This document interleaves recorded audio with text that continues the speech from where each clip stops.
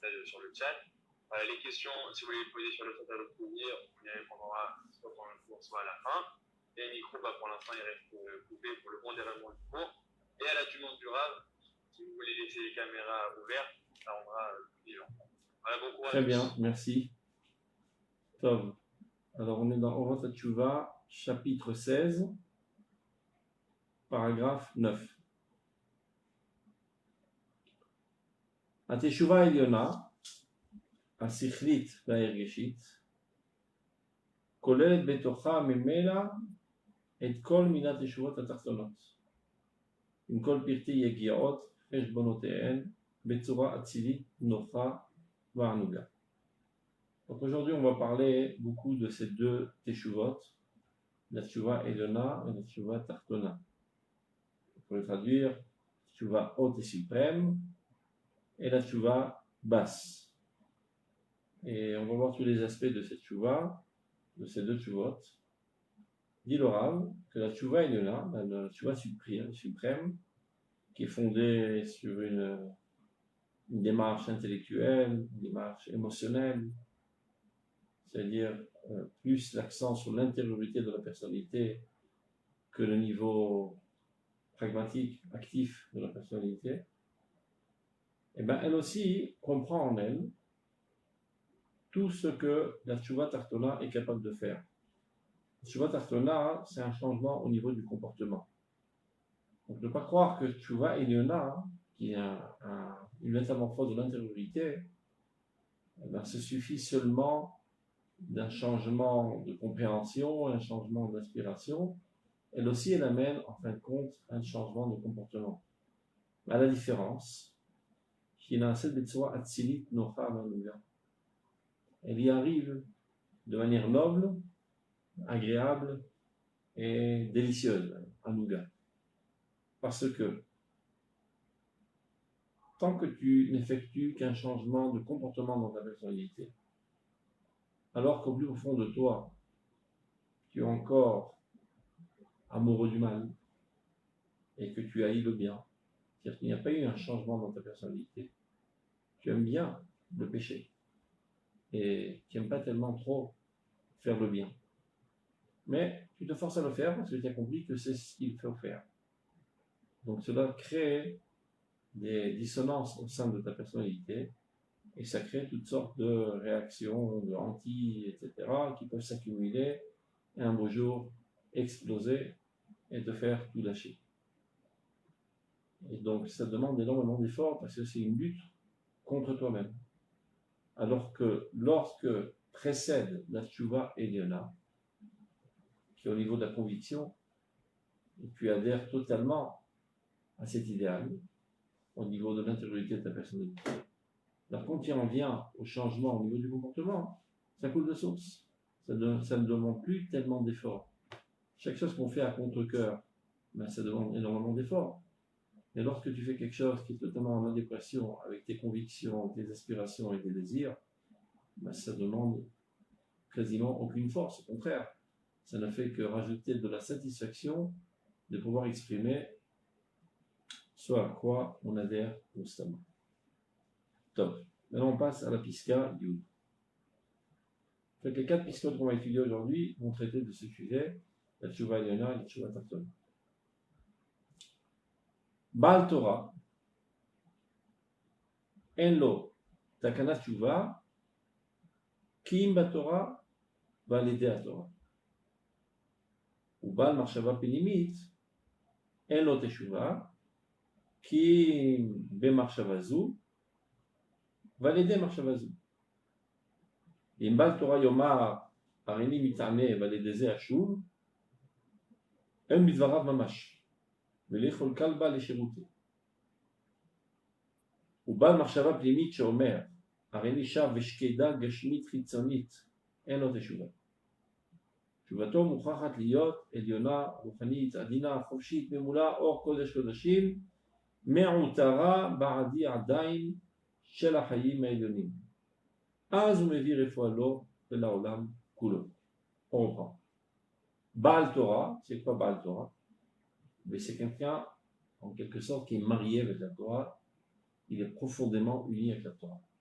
C'est pas quelqu'un qui, de temps à autre, ouvre un livre par curiosité, ou bien pour s'acquitter de la mise-là de l'étude de la Torah. C'est l'amour de sa vie, c'est le sens de sa vie, etc. Comme on s'est déjà attardé sur la différence entre quelqu'un qui parle de temps à autre du Lachon Hara, comme ça arrive à tout le monde, et quelqu'un qui est Baal Lachon Hara. C'est son amour de dire du mal des autres, de la médisance des autres, d'avoir un œil négatif sur les autres. C'est ça ce qui lui donne toute l'énergie de sa vie. Baal Lachon Hara. Quelqu'un qui est pourri jusqu'à l'os, comme on dirait en slang. Donc, l'ardi de la Fabdalot, il y a quelqu'un qui étudie ça et là la Torah, c'est déjà pas mal, parce qu'il y en a qui n'étudient jamais. Mais il y a quelqu'un pour qui tout le sens de sa vie, c'est la Torah. Il est amoureux de la Torah. Donc, quelqu'un qui est Baal Torah, en otakana tchouva ki batora valédé Torah. Lui, il ne peut faire tchouva que dans la Torah et par l'intermédiaire de la Torah. C'est-à-dire, chacun son rôle dans cette vie. Si son rôle, c'est d'être profondément plongé dans la Torah pour éclairer l'existence de la lumière de la Torah, et bien même lorsqu'il faute, vous me direz comment un Baal Torah il faute, et bien le Baal Torah lui aussi il a du Yetzer Hara. Donc ça lui arrive parfois de fauter. Et bien la réparation de sa faute se doit d'être aussi par l'étude de la Torah, et non pas par toute autre combine.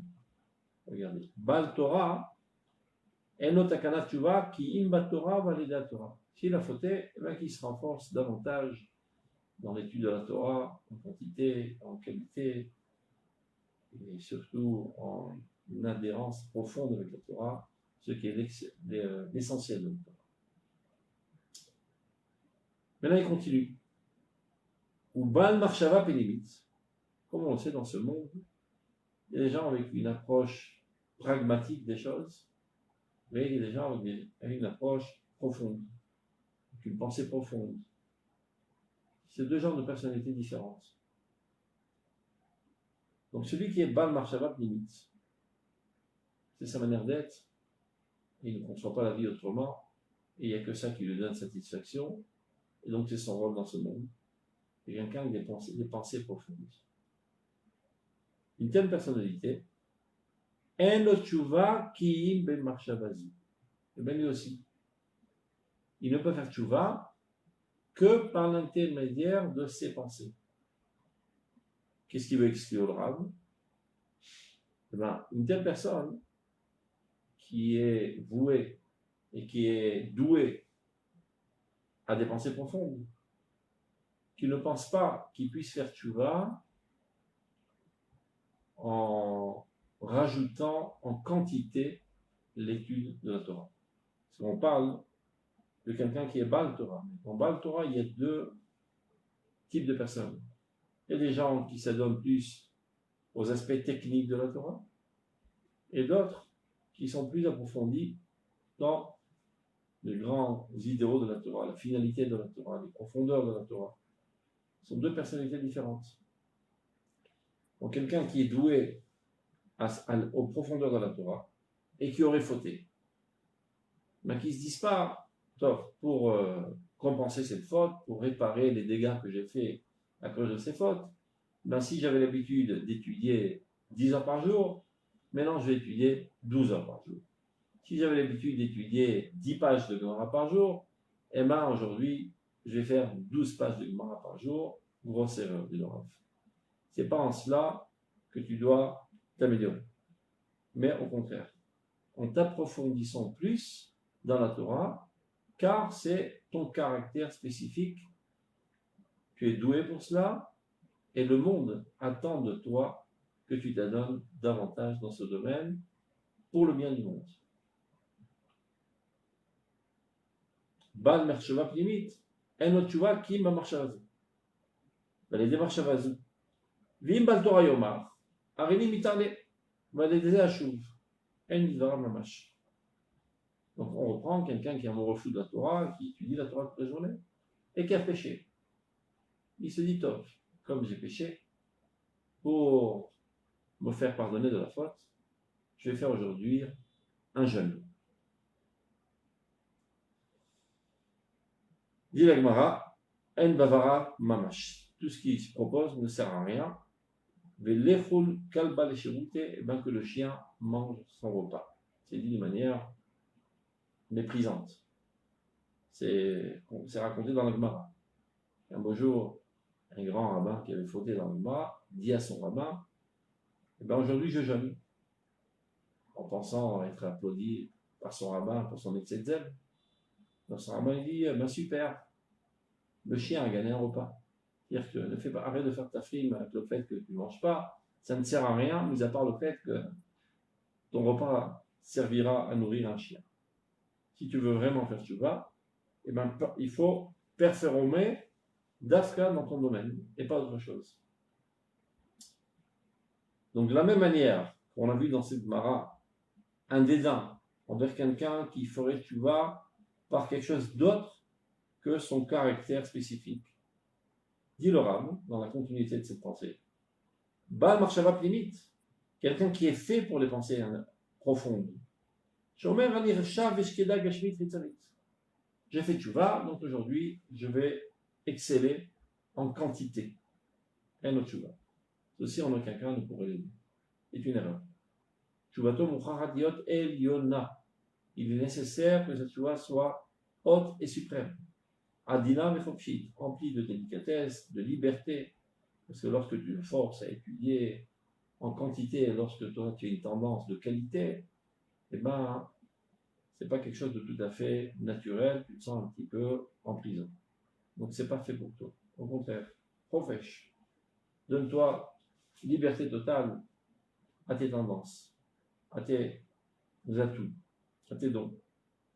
Memoula, or Kodesh Kodashim, une cheval libre, emplie de sainteté, Meutara Bardi Adaim, Shalachim Elonim, qui soit couronné des bijoux de la vie suprême. Ça veut dire, si tu as une aptitude, une prédisposition aux études profondes de la Torah, c'est le moment d'exceller dans ce domaine si tu as chuté, et il n'y a que cela qui pourra te récupérer. Ça veut dire toute autre chose, non seulement ça ne sert à rien, ça risquerait de te faire fauter davantage, tellement tu serais frustré. Ce n'est qu'alors, dit le Rav, lorsqu'il s'adonne à sa spécificité, qui est l'intériorité de la pensée la plus profonde, ce n'est qu'alors qu'il apporte guérison à lui-même et au monde entier. C'est clair? Pas de questions? Parfait. Piska Yudalef, 11. Ça va vite, oui, il n'y a pas de question.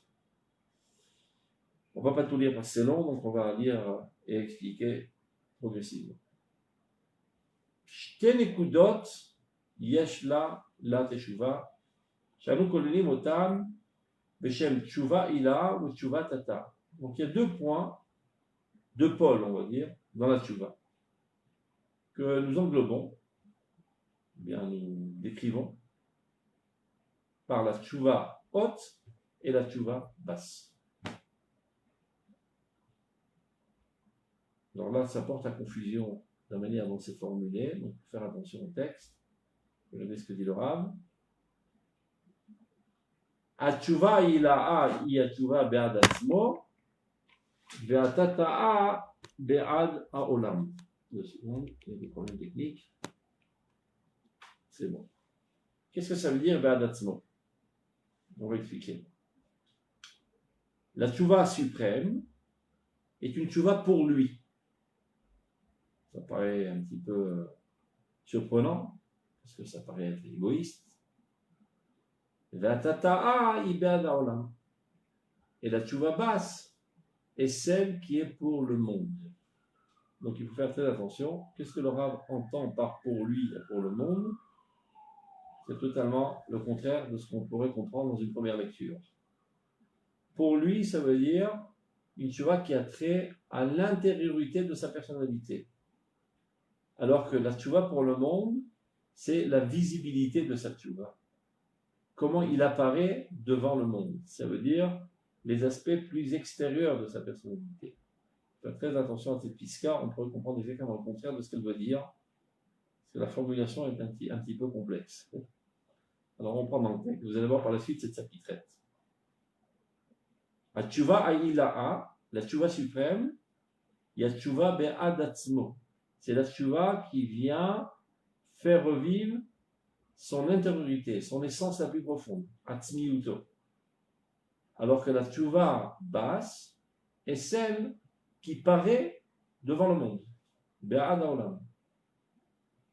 Et c'est pas par hasard qu'il dit qu'il paraît devant le monde. C'est parce qu'elle est plus accessible par le monde, sachant que la quasi-totalité du monde a une approche assez pragmatique des choses. Rares sont les gens qui ont une approche profonde. Donc, la tchouva extérieure, elle est plus populaire, elle est plus accessible. La tchouva intérieure, elle est secrète. Donc, elle n'est pas tellement pour le monde, elle est plus pour toi, a priori, mais en fait, elle agit sur le monde bien plus. Mais elle n'est pas perçue par le monde. C'est ce qu'il veut dire. Regardez. La deuxième phrase va expliquer que c'est de ça qu'il s'agit. לעולם, הנקודה העצמית המיוחדת של האדם בתוכיותו היא הרבה יותר גבוהה, נשגבה ונעלה מכל מה שהוא שופע ממנו ולחוץ. Là c'est clair. Toujours, le point le plus essentiel, spécifique à l'homme, dans son intériorité, est bien plus haut, bien plus noble, bien plus important que tout ce qui découle de lui vers l'extérieur. Ça veut dire, l'expression de ta vie réalise une infime expression de ta véritable dimension, toujours. Les expressions sont infimes, on ne peut jamais exprimer totalement l'essence. Donc tes actes, tes manières de parler, tes manières d'agir, etc., reflètent de manière très mineure ce qui se passe dans tes bouleversements intérieurs. Yesh Adam, donc il peut arriver qu'un homme, שכשהוא בא לידי התשובה העצמית שלו, היה צריך להרבות במחשבה, ועל ידי זה היה בא למעט בלימוד, להרבות בציור, ועל ידי זה בא למעט במעשה בעיקר, לזכך את תוכיותו, כדי שיעמוד צירוף וחופשי באמת. וכל זה הוא נוהג בתשובה הילאה עד תשובה העצמית. Il peut arriver, dit le Rav, que lorsque quelqu'un s'adonne à la tchouva essentielle, ce qui est une métamorphose de l'intériorité de sa personnalité. Et donc, il doit consacrer beaucoup de pensée, beaucoup de temps à penser. Et en s'adonnant intensément à ses pensées, à son monde intérieur, à ses aspirations, ben tout ça, ça prend du temps. Et ce temps, il vient au détriment de la quantité de ton étude. D'autant plus qu'il peut s'agir de quelqu'un qui est Baal Torah, c'est-à-dire son job, son rôle dans la vie, c'est d'étudier la Torah. Et plus il en sait, plus il sera grand, et plus il pourra aider les autres. Donc il pourrait rentrer dans un certain dilemme, de se dire, en m'adonnant trop sur la transformation interne de ma personnalité, ceci vient au détriment de l'acquisition de connaissances, et donc je vais m'en sentir perdant, et le peuple d'Israël aussi va m'en sentir perdant. Donc peut-être qu'il vaut mieux laisser ça de côté et m'adonner plus sur la quantité. Bon, ça va. Ça continue ce qu'on a vu précédemment. Yesh Adam, כשהוא בא לידי תשובה עצמית, lorsqu'il s'adonne à la tchouva essentielle, sa propre tchouva intérieure, parce que ce qui reflète de lui dans l'extériorité, eh bien ça demande énormément de pensée, et ceci prend du temps. Et donc ceci vient au détriment des heures d'études. Et lorsque ici il s'adonne à toutes sortes d'imaginations, c'est-à-dire d'imaginer comment il devrait être, rêver à quel niveau de sainteté, d'idéalisme il devrait être, qui aide énormément, il faut le savoir, il ne faut pas dédaigner l'imagination. Sans l'imagination, on pourrait arriver à rien. Ce sont les grands rêveurs qui font avancer l'histoire. Les gens pragmatiques ont tendance à mépriser et dédaigner les rêveurs. D'ailleurs, c'est une connotation un petit peu péjorative de dire c'est un rêveur, ce mec. Pour dire, c'est quelqu'un qui ne fait pas grand-chose, il ne fait que rêver. C'est une grosse erreur. Les véritables catalysateurs de l'histoire, ce sont les grands rêveurs. Herzl était un grand rêveur. Et grâce à cela, on a une puissance mondiale qui s'appelle l'État d'Israël. Avraham Avinu était un grand rêveur aussi. D'ailleurs, c'était un berger. C'est pas par hasard qu'ils ont cherché cette manière de se nourrir en gardant des moutons. Pas tellement de choses qui bougent quand on garde des moutons. On a énormément de temps à penser. Si tu es dans une entreprise ou bien dans une usine à tourner des boulons toute la journée, ça bouge dans tous les sens. Ben, ton énergie mentale est prise à 99% avec toutes ces choses qui te dissipent. Il n'y a pas le temps de penser. C'est dans la nature, le soleil sur ta tête, les collines qui t'entourent, la prairie, et quelques moutons qui se baladent, ça ne bouge pas tellement. 99% du temps qui est libre à penser. Et c'est pas par hasard qu'Abraham était berger, et que Yitzhak était berger, et que Yaakov était berger, et Moshe aussi. Tous les plus grands révolutionnaires de l'humanité étaient des bergers. Ils ont le temps de penser. Et ce sont eux qui ont fait avancer l'histoire de manière incommensurable. Donc c'est une erreur de dire j'en perds en quantité. Non, non, non. Rêve. C'est bien. Rêve. Continue de rêver. Grâce à tes rêves, ça changera l'existence. Et ça épargnera énormément de souffrance et de guerre et de déversement de sang, etc. Pour Rav Kook lui-même en était conscient. Il dit dans un de ses écrits, je sais assurément et parfaitement que lorsque mes écrits se propageront dans le monde, cela effectuera une révolution mondiale. Il en était conscient. Et ce qui est assez surprenant, et qui n'est pas tellement habituel, c'est que sa femme aussi en est consciente. Et souvent, les conjoints ne se connaissent pas réellement. On vit ensemble, on a toutes sortes d'expériences sympathiques ensemble, mais pas toujours on connaît l'intériorité de la vie du conjoint. Sa femme n'était pas pleinement consciente. Je vous donne un exemple. Pendant la guerre mondiale, lorsqu'il était coincé à Londres, donc lorsqu'il y avait des bombardements, à l'époque, il n'y avait pas de refuge sécuritaire, il descendait dans des tranchées. Il creusait, il mettait des planches de bois, et c'était leur manière de se sauver des bombes. Et là, dessous ces tranchées, il y avait des femmes et des enfants qui hurlaient dans tous les sens, etc. La femme du Rav Kook, qui était avec lui dans les tranchées, eh ben, ce qu'elle faisait de toutes ses forces, c'était de calmer les esprits. Pas seulement pour porter secours psychologique à tous ces gens en hystérie. Parce que tout ce bruit aurait risqué de déranger son mari à penser. Il ne faut pas qu'il arrête de penser. Ce bonhomme-là, c'est un cours atomique. Je ne sais pas comment on dit ça en français, cours atomique, c'est la centrale nucléaire du monde. Ses pensées ont un effet révolutionnaire sur le monde. Il ne faut pas le déranger. Elle en était consciente. Donc, penser, imaginer, rêver, évidemment, on ne dit pas de rêver d'idiotie, voilà, je rêve que j'aurai un beau bateau sur la mer, etc., à voile. De rêver d'un monde meilleur, un monde rempli de bonté, etc. Et après que j'ai fini de rêver, ben je retrousse mes manches et je me mets au travail. Comment traduire ça dans le monde du concret? Donc ça vaut le coup. L'arbre de Tiour. Donc il s'adonne à ses imaginations, à ses rêves, ben ça viendra au détriment de l'action. Il y aura moins de temps pour faire des actions. Peu importe. Ba'ikar. Il s'occupe à ce moment-là de l'essentiel de la vie. Il peut en parler en connaissance de cause. Pour pouvoir parler de telles choses, il faut les avoir vécues. Les akachetochiyuto, car à ce moment-là, il se donne à purifier son intériorité. pour que finalement il en ressort épuré et totalement libre.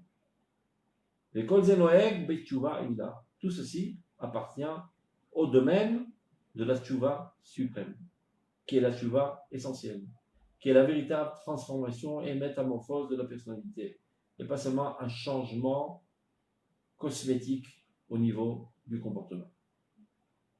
La tchouva ha'atzimit, il appelle Rav Kook. La tchouva essentielle, la tchouva qui a trait à l'essence de notre vie.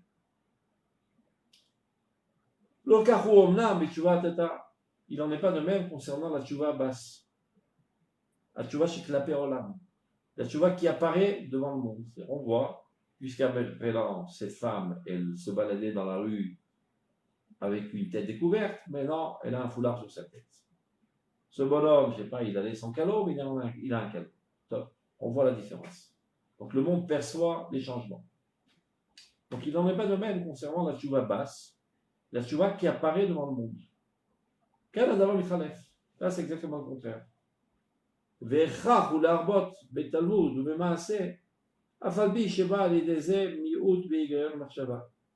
Ce genre de type-là, eh ben, ils doivent plus s'adonner à un changement quantitatif.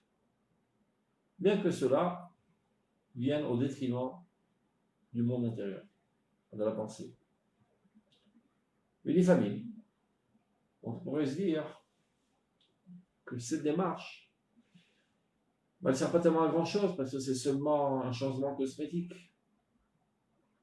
Et ben, ça aussi, c'est une erreur. Tout extrême est une erreur dans la vie. Il faut aussi bien ceci que cela. Regardez. Les familles, mirut abeirut shala higayon, shala marshava atzma, ou tikkun klape olam. Il y a quelque chose d'assez paradoxal. Dit le Rav, parfois, le manque de clarté dans la pensée, dans la logique, ben, d'afka, ce manque de clarté est une réparation envers le monde. Pourquoi?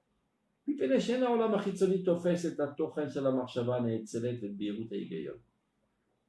monde extérieur, le monde superficiel, de manière générale, ne saisit pas les pensées suprêmes et la clarté de la logique.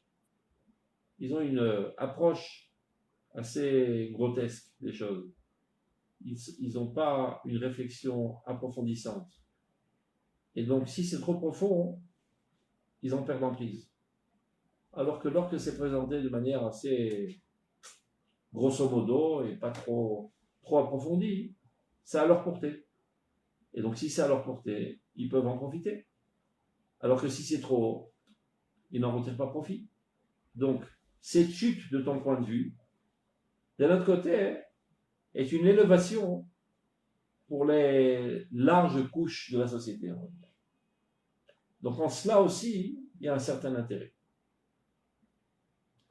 Alken, mitkarvim elav dafka lede arshachat hamachshava b'ofen yadua.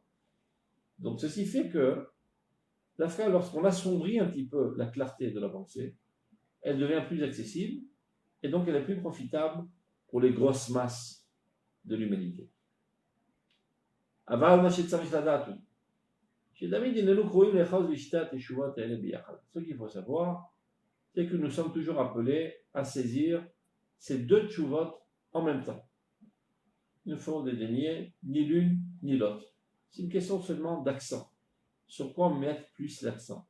Ça dépend de ta personnalité, de ton orientation, de la manière dont tu es conçu, etc. Mais quoi qu'il en soit, tous les types de personnes doivent saisir aussi bien la tchouva ila que la tchouva tata, aussi bien la transformation intérieure de la personnalité que le changement au niveau du comportement, et il y a un enrichissement réciproque, car évidemment un changement intérieur répercute sur nos comportements, et de même, un changement au niveau du comportement renvoie les vagues en arrière et va réparer la source du problème parfois. La tchouva tata est comme au gouffre, ou clé la tchouva ila. Si on veut parler de manière métaphorique, La tchouva basse est comme le corps et un outil aux mains de la tchouva ila, de la tchouva suprême. Mais ça, il faut s'organiser d'une telle manière. Chaque fois que tu progresses au niveau de la tchouva Eliona, tu t'améliores au niveau de l'intériorité de ta vie, que ceci ne s'arrête pas là. Ne pas se contenter de dire, voilà, aujourd'hui j'ai des aspirations plus hautes, plus pures, plus saintes. Ça suffit. Non, nous ne sommes pas des chrétiens. Tout doit se traduire au niveau de l'action. Ataouel Bashamay ou Ba'ar, ils ont dit. Oh mon Dieu, tu es le Dieu des cieux et de la terre.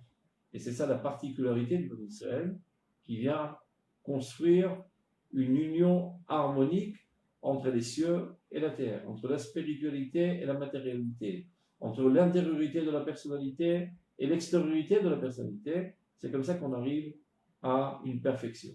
Donc il faut toujours saisir les deux tchouva. Bon, reste à savoir sur quoi mettre l'accent en premier. Mais ça dépend des personnalités différentes. C'est ce qu'il dit. Chaque fois que tu progresses en niveau de la tchouva intérieure, eh ben ceci doit aussi avoir des répercussions sur ta tchouva basse. Il trouve faut la mala, auquel aussi s'élève vers le haut.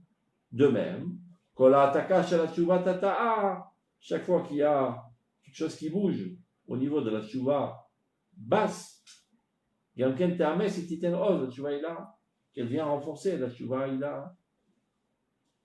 On l'a dit tout à l'heure, un changement au niveau du comportement, eh ben, ça a aussi des répercussions sur l'intériorité de la personnalité. Comme l'exemple que je donne toujours, c'est vrai que la racine est l'essentiel et de là poussent les fleurs. Donc la fleur n'est que l'expression de la racine. Mais une fois que la fleur a poussé, avec un phénomène de photosynthèse, ça renforce la racine qui permettra de faire pousser de nouvelles fleurs. Et ces nouvelles fleurs renforceront davantage la racine qui feront pousser de nouvelles fleurs. Donc, les actions ont aussi une influence sur l'intériorité de la personnalité qui donnera naissance à des comportements meilleurs. Et vice-versa, c'est dans les deux sens. Comme l'exemple le plus simple, grâce à mon muscle, je lève cet objet. Donc, l'élévation de cet objet est la mise à l'œuvre de la force de mon muscle, mais l'élévation elle-même de l'objet renforce le muscle. À force de lever des haltères, finalement, le muscle devient de plus en plus fort, qui me permettra de lever des haltères encore plus lourds. Et ça fait boule de neige. C'est clair?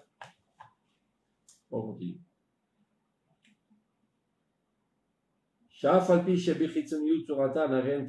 Bien qu'apparemment, dans leur apparence extérieure, elles paraissent contradictoires.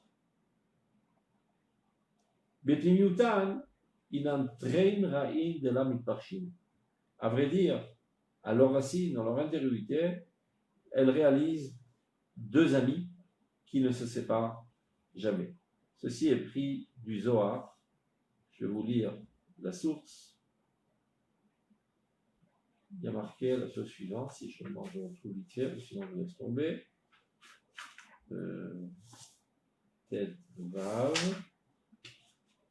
Voilà, on est là. C'est marqué dans le Zohar sur Shir HaShirim. Ichlu Reim, Shetu Vishechru Dodim. Ichlu Reim Le'ela, Shetu Vishechru Dodim Le'tata. Qu'est-ce que ça veut dire tout ça? Dans Shir HaShirim, marqué mangez ensemble, vous les amis, et buvez, même saoulez-vous, les amoureux. De quoi s'agit-il? On sait que Shir HaShirim, ce sont que des métaphores qui font allusion à des concepts très très profonds. Amarle Rabbi Elazar. Rabbi Elazar pose la question à son papa, qui est Rabbi Shimon. Maninu le'ela, man le'inu le'tata. Qui sont ceux-là qui sont en haut et qui sont en bas? Amarle Yehud Shaita. Il a posé une bonne question, mon fils.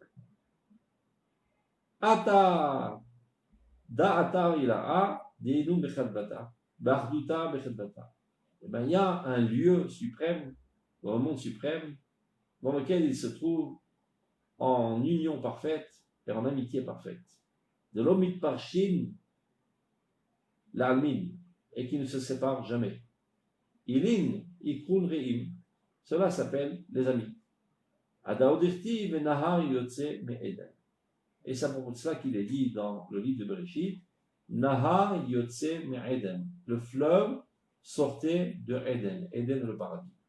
Il y a le Gan Eden, V'yesh Eden. Eden Yotse Nahar Ve'mashke et Agam.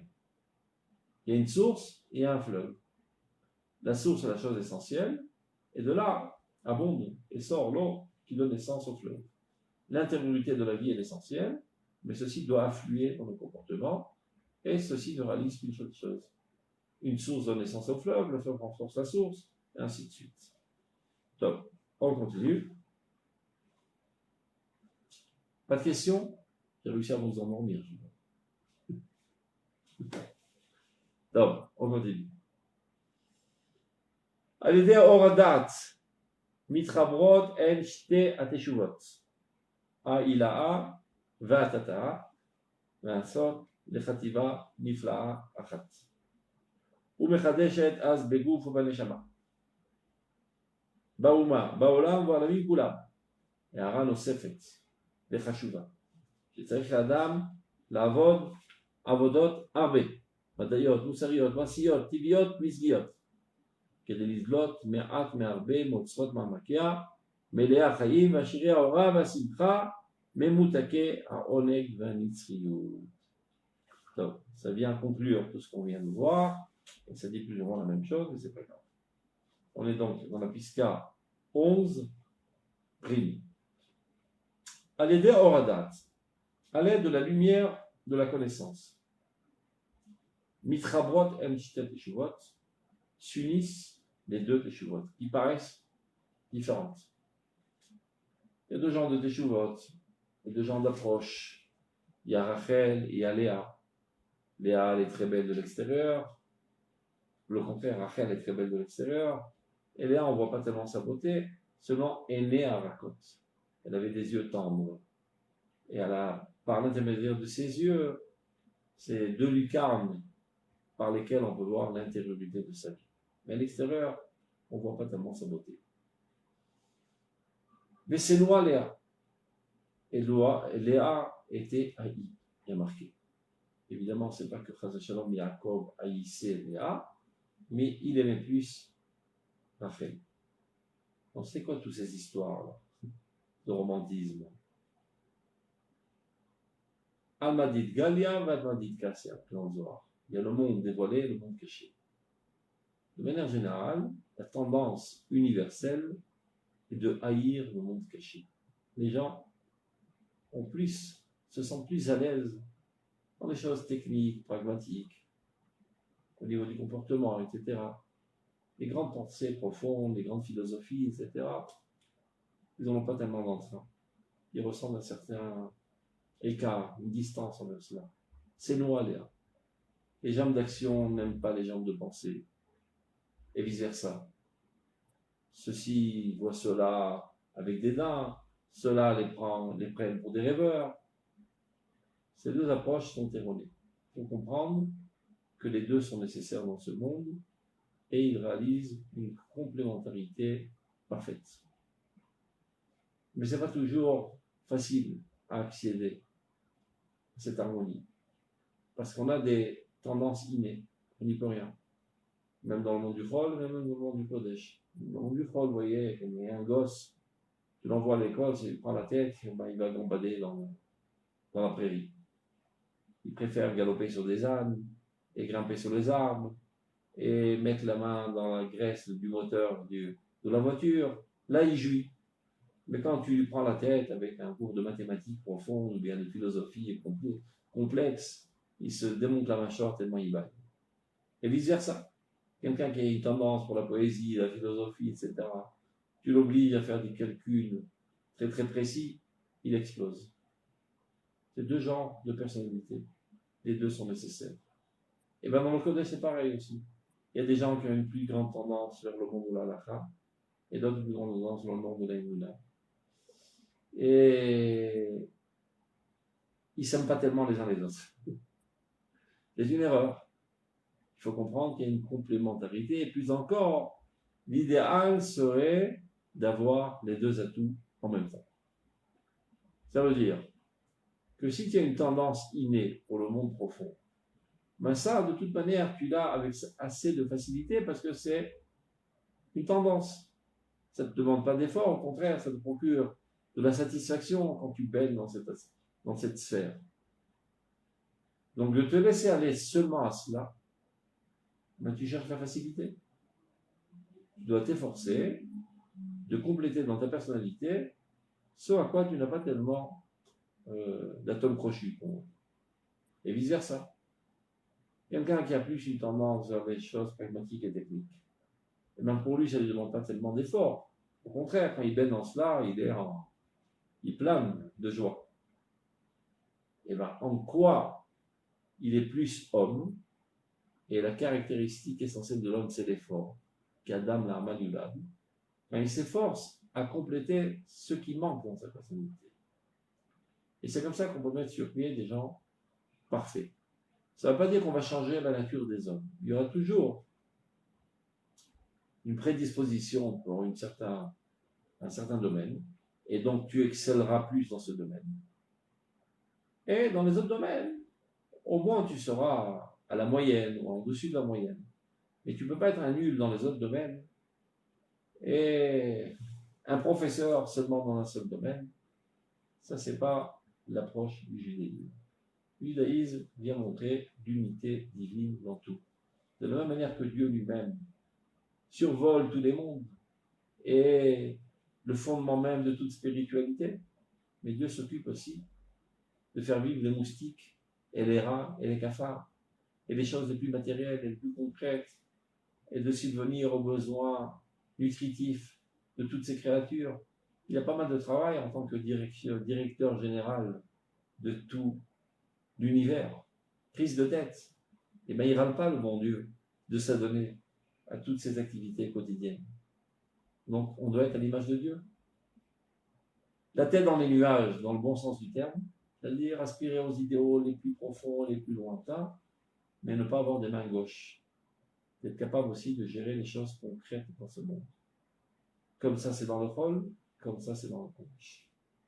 Ça, c'est la perfection à laquelle tous nous devons nous diriger. Qu'est-ce qu'il dit le Rav? Allez hors date. Date, et c'est pas par hasard qu'il dit date. Parce que date en hébreu, c'est chibour. C'est unification. C'est rencontre. Comme il est dit, Adam, yada et travaille. Adam a connu sa femme. Pardon. Donc, cette lumière de la connaissance relie ces deux teshuvot. Aïla'a, va'atata. Aussi bien la haute que la basse. Et c'est ainsi qu'après elle réalise une seule entité merveilleuse, extraordinaire dans la personnalité. Et ceci fait une nouveauté, une innovation dans le corps, dans l'âme, dans la nation, dans le monde et dans tous les mondes. Et Aram Nosef et Bechashut. Ceci ramène un rajout, un éclaircissement nouveau dans le monde. Je veux juste m'attarder un petit peu sur ce qu'il dit le Rav quand il dit Aram Nosef et Bechashut. Ceci est très caractéristique de toute la Torah du Rav.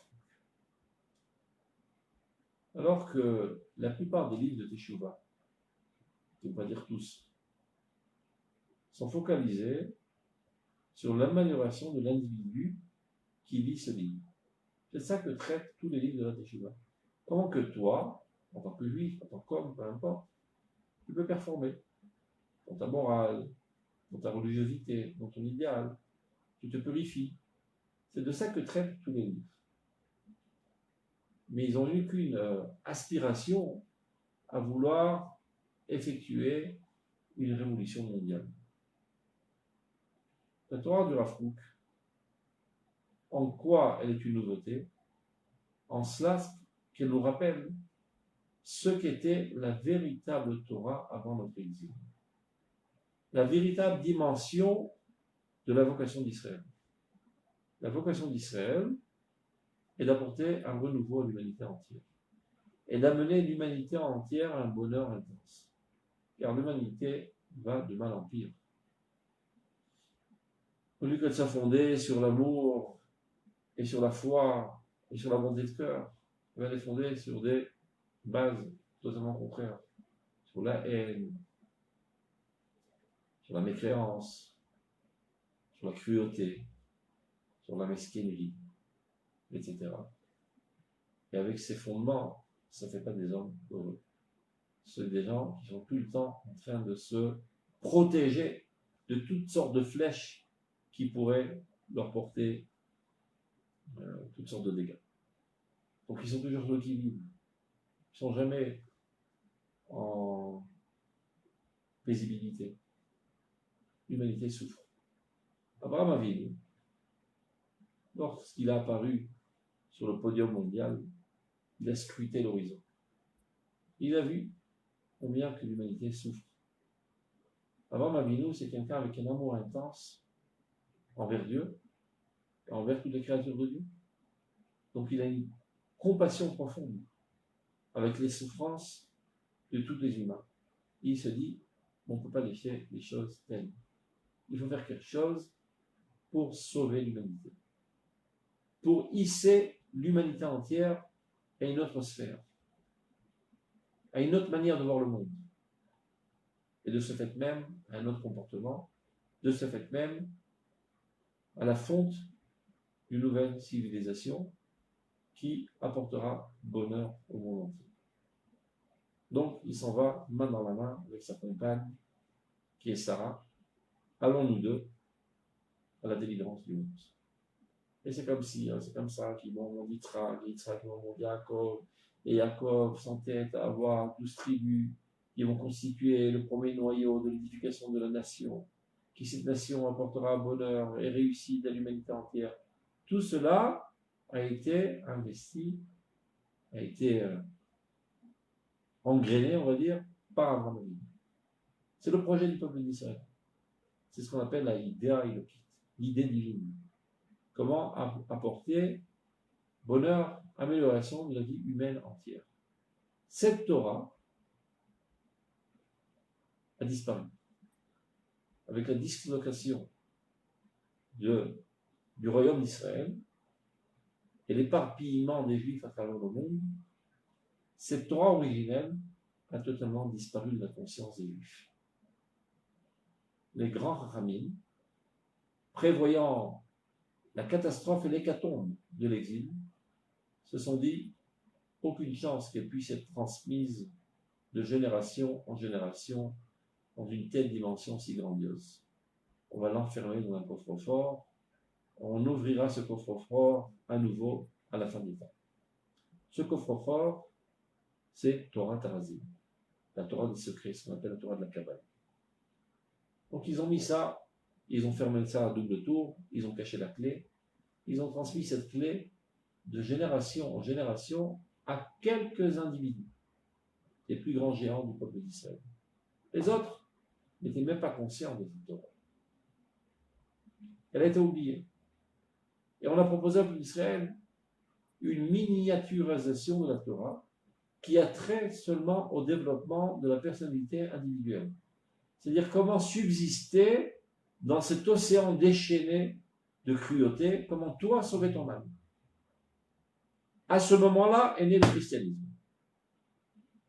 Parce que s'il ne s'agit que du sauvetage de l'individu, bon, c'est pas une très grosse affaire. Ben nous aussi, on peut peut-être proposer quelque chose de ressemblant.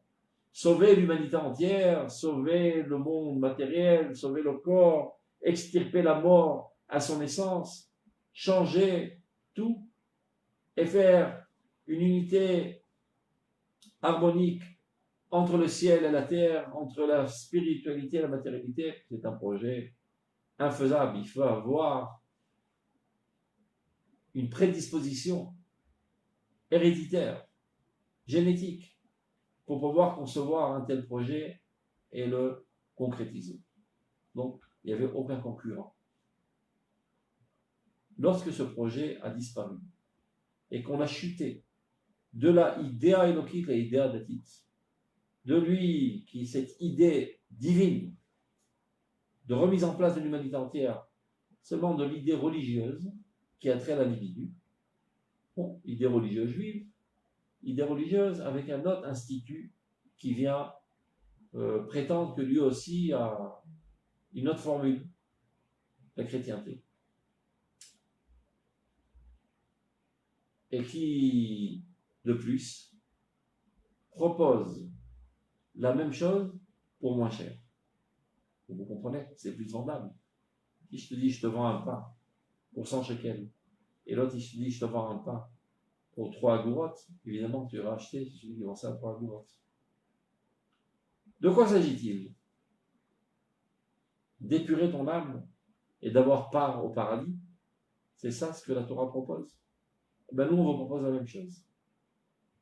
À la seule différence que eux, ils vendent ça à 613 $, nous, on vend ça à 0 $. Aucun effort. Pas besoin de t'écarter du mal. Tu peux être baigné dans toutes les saletés les plus viles de ce monde, dans la sexualité la plus grossière, etc. Tu as juste à exprimer une formule magique, de dire « je crois en Jésus » et hop, tu t'envoles au paradis. Et c'est comme ça que toutes les nouilles du monde ont adhéré au christianisme. 1 milliard de clients. Évidemment. On te donne tout et tu payes rien. De toute manière, personne ne peut vérifier après la mort si tu as réussi la marchandise ou pas. Comme on disait en proverbe arabe tunisien, Madame Prégénière va le comprendre.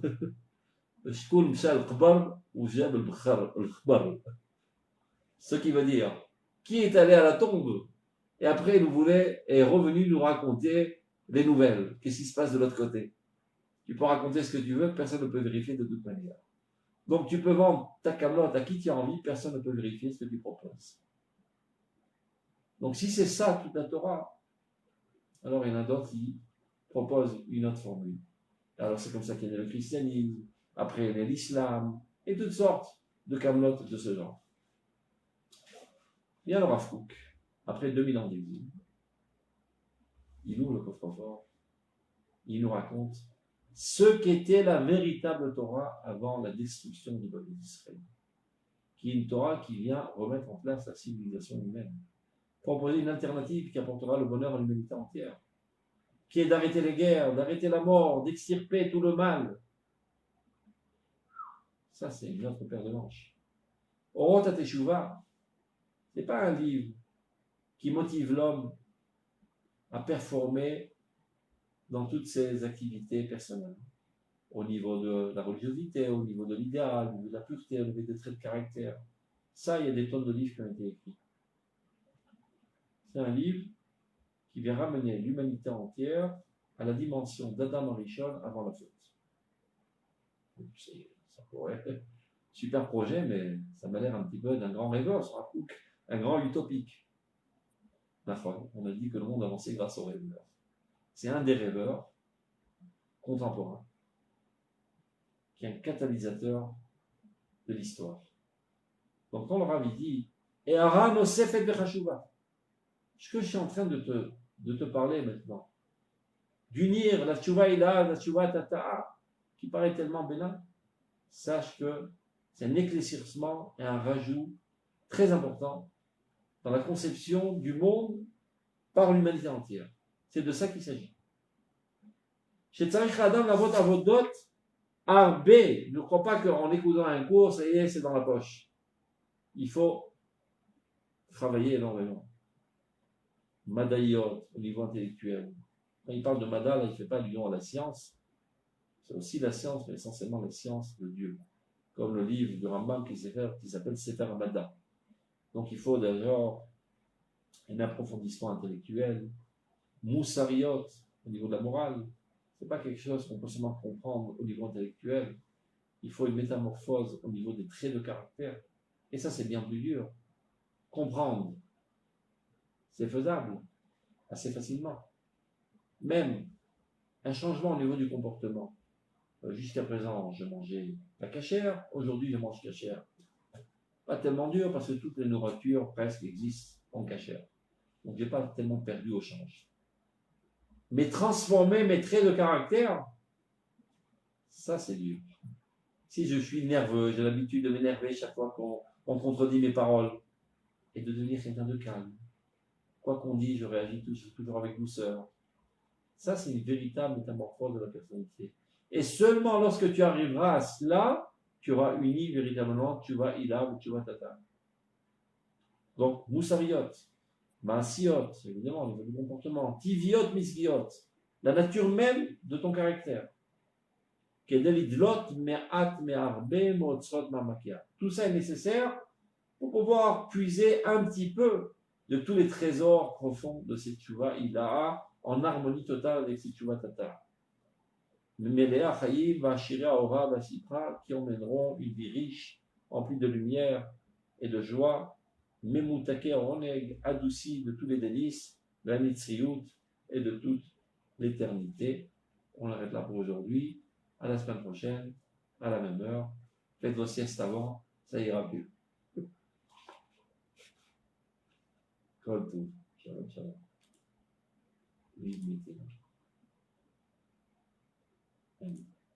Ça va partir. On va ça. C'est bon.